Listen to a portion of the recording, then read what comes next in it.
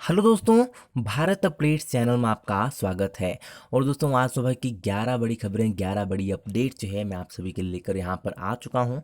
तो आज है 9 अक्टूबर 2020 की ये बड़ी अपडेट्स यहाँ पर रहने वाली हैं। जैसे कि आप थंबनेल के ऊपर देख ही रहे होंगे, इसके अलावा और भी अपडेट्स आपको देखने को मिलेंगी और स्कूल कॉलेजेस से रिलेटेड भी यहाँ पर न्यूज़ आपको देखने को मिलेगी इस वीडियो में। तो वीडियो को एंड तक देखिएगा, तभी आपको पता चल पाएगा। तो चलिए शुरू करते हैं दोस्तों पहली अपडेट से। तो ये रही प्रदेश में कोरोना से 8 लोगों की मौत। नाहन जेल के 14 कैदियों और कर्मचारियों समेत 190 नए मामले, 259 मरीज स्वस्थ होकर लौटे घर। तो हिमाचल में वीरवार को कोरोना संक्रमित 8 लोगों की मौत हो गई। इंदिरा गांधी मेडिकल कॉलेज एवं अस्पताल में 4 संक्रमित मरीजों में जो है दम तोड़ा है। तो अभी हम यहाँ पे देखेंगे कहाँ पे कितने केसेस जो हैं आए हैं। तो उधर प्रदेश में वीरवार को वायरस के 190 नए मामले आए हैं। आपको बताना चाहूँगा, अगर आप ऑफिशियल अपडेट देखना चाहते हो तो आप मेरे टेलीग्राम चैनल के ऊपर जो है विजिट कर सकते हो। टेलीग्राम चैनल का नाम है भारत अपडेट्स, वहाँ पे आप ज्वाइन कर लो, ठीक है।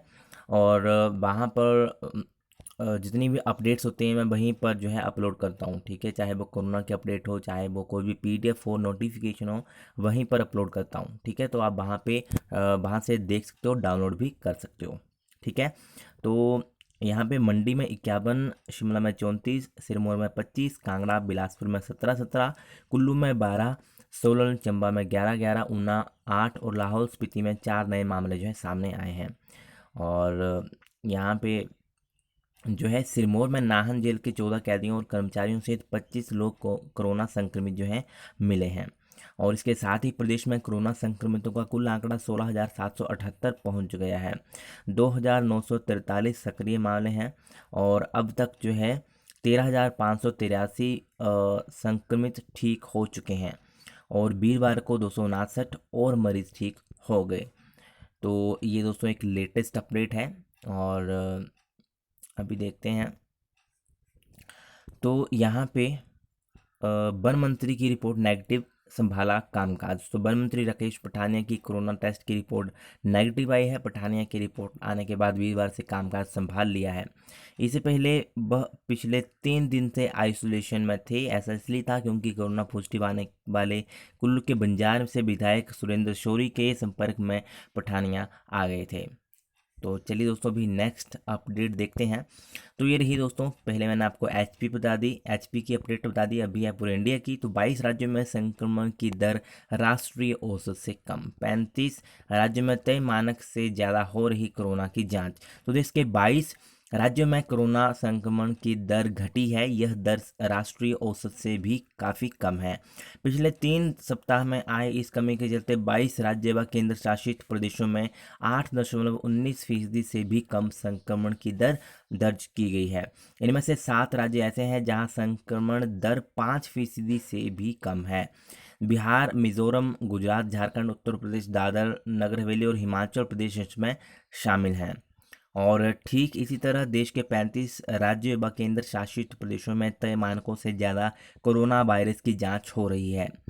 तो ये दोस्तों एक अपडेट थी। और बृहस्पतिवार को केंद्रीय स्वास्थ्य मंत्रालय ने कोरोना वायरस के 78,524 नए मामले जो हैं मिलने की जानकारी दी है। इसके अलावा जो है 971 लोगों की मौत हुई है। 83,011 मरीजों को डिस्चार्ज भी किया गया है। तो ये कुछ पूरे इंडिया की अपडेट मैंने आपको भी बताई। तो चलिए नेक्स्ट अपडेट देखते हैं। तो सेना को हरी झंडी, अब प्रदेश पुलिस ही संभालेगी अटल टनल की सुरक्षा। तो सीएस ने ली बैठक, गृह, वन, सेना, बीआरओ, आईबी और पुलिस के अफसर हुए शामिल। तो देश के लिए सामरिक दृष्टि से अति संवेदनशील अटल टनल रोहतांग की सुरक्षा का पूरा जिम्मा सेना की हरी झंडी के बाद अब हिमाचल पुलिस ही संभालेगी। वीरवार को मुख्य सचिव अनिल कुमार खाची की अध्यक्षता में हुई उच्च स्तरीय बैठक में ये फैसला लिया गया। बैठक में गृह, वन, सेना, बीआरओ, आईबी और पुलिस अधिकारी शामिल हुए। बैठक में तय हुआ कि टनल के अंदर व बाहर, उत्तर व दक्षिण पोर्टल पर पुलिस स्थायी सुरक्षा तंत्र खड़ा करेगी। टनल का मेंटेनेंस बीआरओ के पास रहेगा। टनल के अंदर सुरक्षा व्यवस्था के लिए बीआरओ और पुलिस के नोडल अधिकारी काम करेंगे। इसे सेना ने भी अपनी मंजूरी दे दी। आधुनिक तकनीक वाले निगरानी तंत्र की मदद से ट्रैफिक मैनेज किया जाएगा। कैट प्लान के तहत बीआरओ से मिलने वाले 12 करोड़ से लाहौल की तरफ पौधारोपण होगा, जबकि टनल निर्माण के दौरान आसपास बनाई बीआरओ की रिहाइश पुलिस इस्तेमाल करेगी। तो ये कुछ अपडेट है दोस्तों, ठीक है। चलिए अभी नेक्स्ट अपडेट देखते हैं। तो ये रही एसएमसी शिक्षक भर्ती निरस्त करने के हाई कोर्ट के आदेश पर सुप्रीम रोक। तो शीर्ष कोर्ट ने प्रतिवादियों को जारी किया नोटिस। दुर्गम और दूर दराज क्षेत्रों में जो है नियुक्त 2555 शिक्षकों को बड़ी राहत, फिलहाल स्कूलों में देते रहेंगे सेवाएं। तो सुप्रीम कोर्ट ने वीरवार को जो है हिमाचल में स्कूल प्रबंधन कमेटी एसएमसी के तहत नियुक्त शिक्षकों को राहत देते हुए उनकी भर्ती को निरस्त करने के हाई कोर्ट के फैसले पर रोक लगा दी है।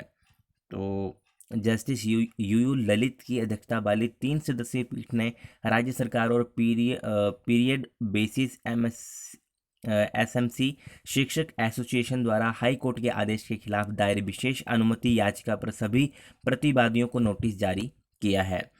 तो हाई कोर्ट ने सरकार से दी थी दलील, एसएमसी शिक्षकों की सेवाएं जरूरी। सरकार ने हाई कोर्ट से फैसले पर अमल करने के लिए अधिकतम 1 वर्ष का समय मांगा था। सरकार का कहना है कि एसएमसी अध्यापक दुर्गम क्षेत्रों में कोरोना काल के दौरान भी निर्बाध सेवाएं दे रहे हैं। ऐसे में मौजूदा कोरोना संकट को देखते हुए इनकी सेवाएं फिलहाल जरूरी हैं।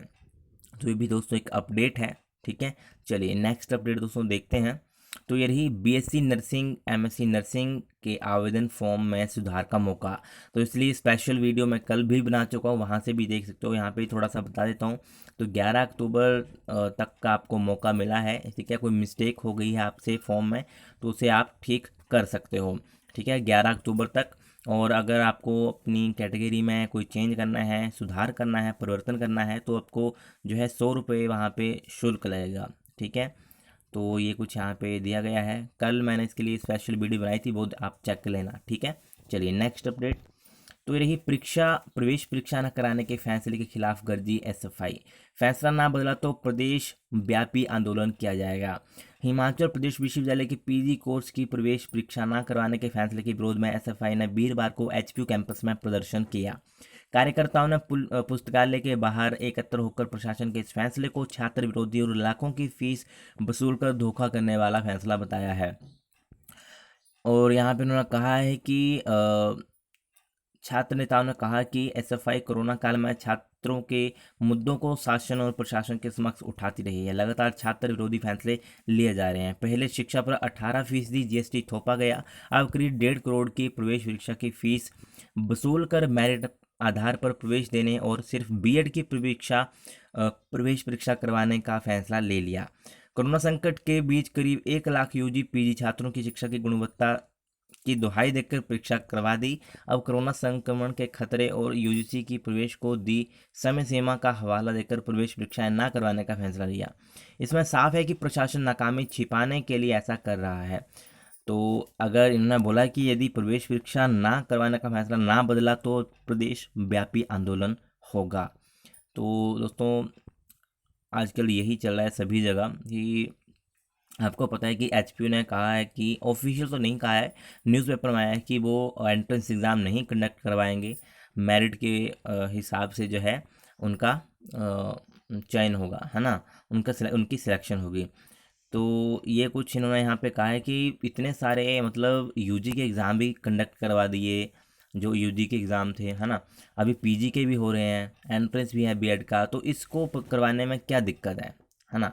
इसको मतलब जो ये जो एंट्रेंस हैं पीजी के, इनको करवाने के में क्या दिक्कत है। तो आप सभी कमेंट करके बताइएगा कि अगर यूजी के एग्ज़ाम हो सकते हैं, पीजी के हो सकते हैं, तो पीजी के एंट्रेंस एग्ज़ाम क्यों नहीं हो सकते, ठीक है। तो आप यहाँ पे कमेंट करके बताइएगा कि आपको क्या इस बारे में क्या लगता है, ठीक है।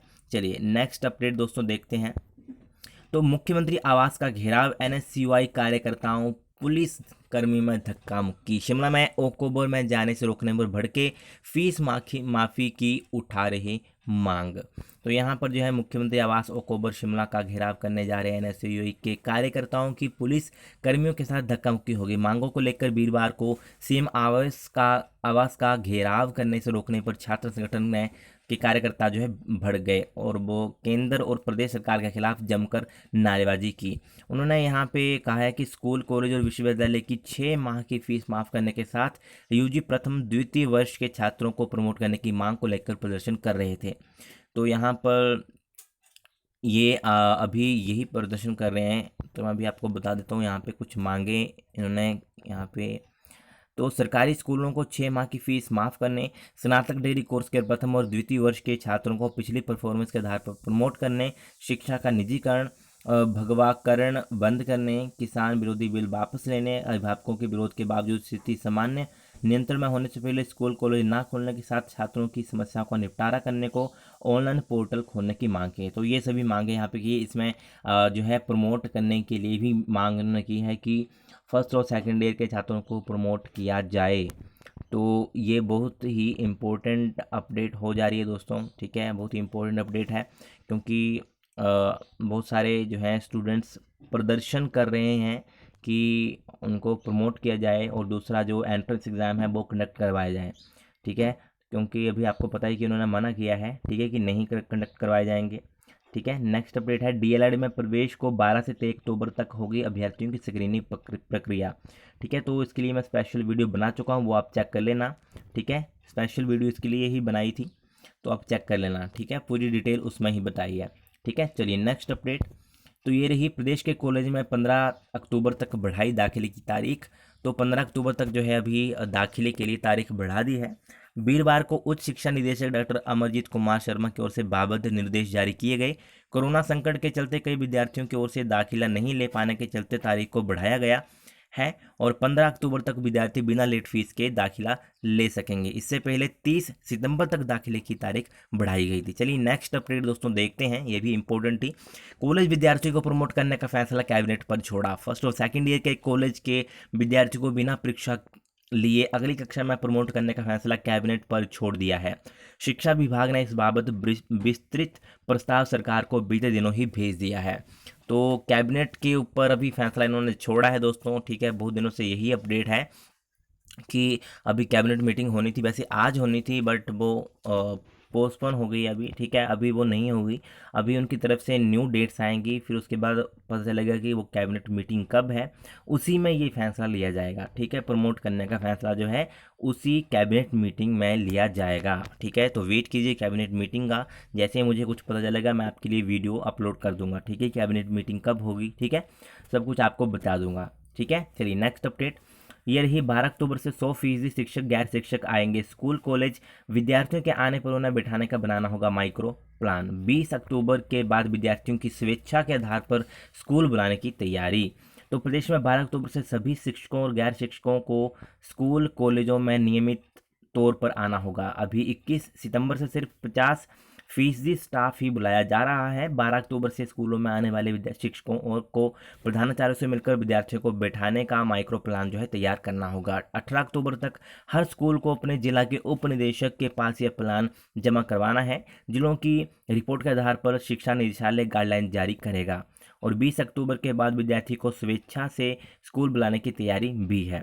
शुक्रवार को इस संदर्भ में शिक्षा विभाग की ओर से निर्देश जारी किए गए हैं। वीरवार को सचिवालय में शिक्षा मंत्री गोविंद ठाकुर की अध्यक्षता में स्कूल खोलने पर चर्चा हुई। अभी कैबिनेट बैठक भी होनी है। बैठक में 9वीं से जमा 2 या 10वीं और जमा 2 कक्षा के विद्यार्थियों को स्वेच्छा के आधार पर स्कूल बुलाने का प्रस्ताव रखा जाएगा। तो अभी देखते हैं इनकी कब जो है मीटिंग होती है, जो कैबिनेट मीटिंग है कब होती है, उसी में कन्फर्म हो पाएगा, ठीक है। तो दोस्तों ये थी आज की कुछ मोस्ट इंपॉर्टेंट अपडेट्स, और अगर आपको वीडियो अच्छी लगे तो इसे लाइक, शेयर और चैनल को सब्सक्राइब जरूर करिएगा मेरे लेटेस्ट अपडेट्स के लिए। Thank you.